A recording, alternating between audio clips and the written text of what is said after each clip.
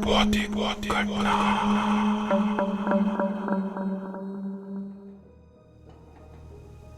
दोस्तों, आज के भौतिक घटना के एपिसोड को हम ब्रिजेश जी के पॉइंट ऑफ व्यू से सुनेंगे, जिन्होंने खुद इस घटना को अपने सामने होते हुए देखा था। लेकिन दोस्तों, इससे पहले कि हम इस वीडियो में आगे बढ़े, आप प्लीज़ इस चैनल को सब्सक्राइब करके इसे अपने दोस्तों के साथ शेयर ज़रूर करना, क्योंकि हम ऐसे वीडियोस हर शाम 6 बजे आपके लिए लाते रहते हैं। ये बात है साल 1998 की, जब मैं 11 या 12 साल का रहा हूँगा। मेरा गांव उत्तर प्रदेश के एक छोटे से जिले में स्थित है। हमारा गांव वैसे तो बहुत ही शांत और हरियाली से भरा हुआ है, लेकिन उस सुंदर गांव को दूर से देखने पर ऐसा नहीं लगता कि वहाँ भी ऐसा कुछ हो सकता है, जिस पर ज़्यादातर लोग बिना देखे यकीन नहीं करते। ये जो घटना है, दरअसल उसकी शुरुआत हमारे गांव के ठीक पीछे वाले एक छोटे जंगल से हुई थी। हालांकि उस जंगल में ऐसा कुछ नहीं था जिससे लोगों को डर हो, पर फिर भी ज़्यादातर लोग उस जंगल की ओर नहीं जाते थे, क्योंकि वहाँ ज़्यादातर लोगों को जाने का कोई कारण ही नहीं था। वहाँ सिर्फ गांव की कुछ औरतें और लड़कियां ही जाया करती थी, क्योंकि घर का चूल्हा जलाने के लिए वो सभी लकड़ियाँ उसी जंगल में जाकर चुना करते थे, जहाँ अक्सर मेरी चाची भी जाया करती थी। यानी कि ये सब उनके लिए कोई नया बात नहीं था। पर एक शाम उन्हें ज़्यादा लकड़ियों की ज़रूरत थी, इसलिए वो बाकी सभी से जल्दी उस जंगल में पहुंच गए, ताकि वो बाकी लोगों के आने से पहले ज़्यादा लकड़ियाँ समेट सके। और इसी काम को करते करते, यानी कि लकड़ियाँ समेटते हुए, वो एक बरगद के पेड़ के नीचे जा पहुंची, जो कि वहाँ के सबसे पुराने पेड़ों में से एक था। पर जब वो वहाँ से घंटे भर बाद घर लौटी, तब वो पहले जैसी नहीं थी। हालांकि शुरू में हमें कुछ खास महसूस नहीं हुआ, बस लगा कि वे शायद से थकी हुई होंगी। लेकिन धीरे धीरे उनका व्यवहार बदलने लगा। पहले तो वे बहुत ही बातूनी थी, लेकिन अब वो बहुत ही चुप सी रहने लगी थी। रात को अक्सर वो करवटें बदलती रहती, तो कभी कभी अपने आप ही बड़बड़ाने लगती। इन सब से चाचा जी अक्सर बहुत परेशान हुआ करते थे, लेकिन उन्हें नहीं पता था कि इन सब का कारण कुछ ऐसा हो सकता है जिस पर यकीन करना मुश्किल है। खैर, चाचे के अजीब बर्ताव के बीच एक और बात सामने आई। जब भी वे अपने होश में नहीं होती थी, वे अपने हाथों की कांच की चूड़ियाँ खुद ही तोड़ देती थी। पर उस दौरान जब उनके हाथों से खून बहता, तब उनके चेहरे पर दर्द की कोई भी शिकन नहीं मिलती थी। ऐसा लगता था जैसे उन्हें कुछ महसूस ही नहीं होता।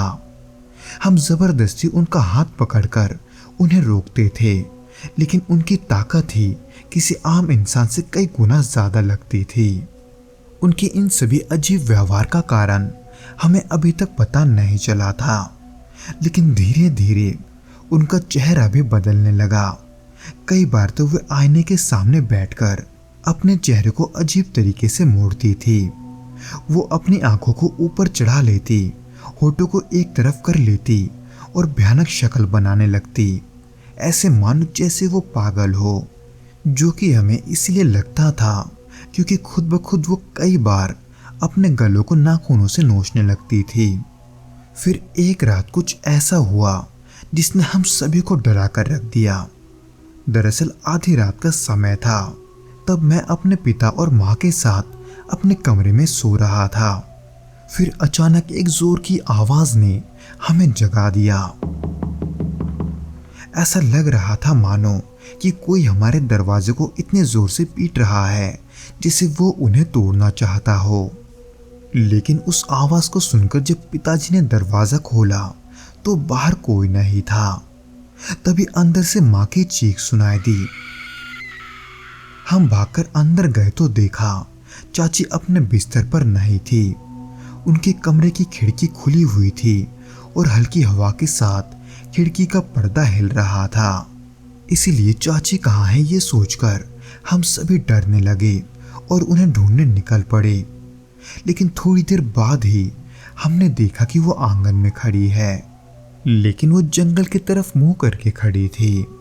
उस वक्त मेरे घर वाले, खास करके चाचा जी, कई बार आवाज देकर चाची को बुलाने की कोशिश कर रहे थे, लेकिन चाची जी ने एक भी बार पलटकर नहीं देखा, ऐसे मानो उन्हें कुछ सुनाई ही नहीं दे रहा था। इसलिए चाचा जी इन सबसे परेशान होकर तुरंत चाची जी के पास भागे और उनके दोनों हाथों को पकड़कर उन्हें झकझोरकर होश में लाने की कोशिश करने लगे। हालांकि इन सब के वजह से चाची जी को होश तो आ गया था, लेकिन उन्हें ये जरा सा भी नहीं पता था कि वो वहां कैसे पहुंची। यहाँ तक कि उन्होंने इसी मुद्दे को सामने रखते हुए ये बात भी कही कि उन्हें पिछले कई दिनों से कई चीजें याद नहीं है। कई बार तो ऐसा भी होता था कि वो रात को खुद ही चलकर घर के बाहर चले जाते थे, पर कैसे ये उन्हें जरा सा भी याद नहीं होता था। इन सभी अविश्वसनीय बातों को सुनकर मेरे घर वाले काफी परेशान हो गए थे, पर आखिर में मेरी माँ के बातों को सुनकर उन्होंने एक ओझा के पास जाने का फैसला किया। और वहां जाकर हमें यह पता चला कि चाची के ऊपर किसी का बुरा साया है। ये सब बताने के बाद उस ओझा ने कुछ मंत्रों को पढ़कर एक तावीज चाची के हाथ में बांध दिया, ताकि वो दोबारा रात को चलकर घर से बाहर ना निकले। जिसके फिर कुछ ही दिनों के बाद उस ओझा ने हमारे घर पर कदम रखा, जहां पर आगे चलकर उन्हें कुछ रस्में करनी थी। हालांकि उस पूजा के दौरान वहां क्या क्या हुआ था, ये बात तो मुझे पूरी तरीके से नहीं पता, क्योंकि उस दौरान मुझे कमरे से बाहर कर दिया गया था।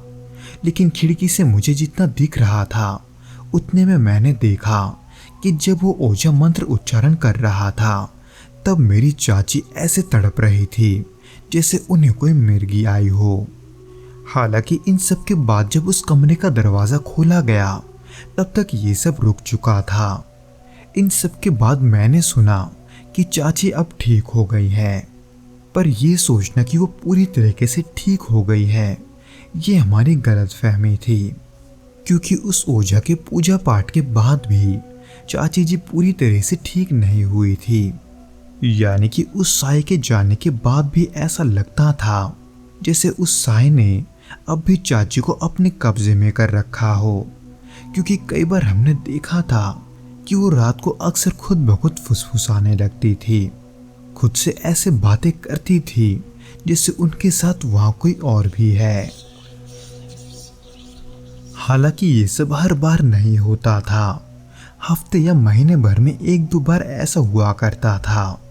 वैसे तो हमने इन सब के वजह से उन्हें दोबारा उस ओझा के पास ले जाने का सोचा, पर वहां जाकर हमने पाया कि चाची जी अब किसी साए के वश में नहीं है। पर आखिर ये सब क्यों हो रहा था, इसका कारण हमें आज भी नहीं पता।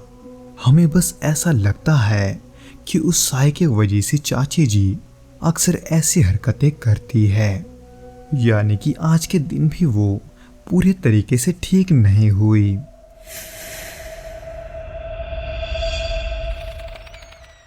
तो दोस्तों, ये तो था वो घटना जो कि ब्रिजेश जी के साथ घटा था।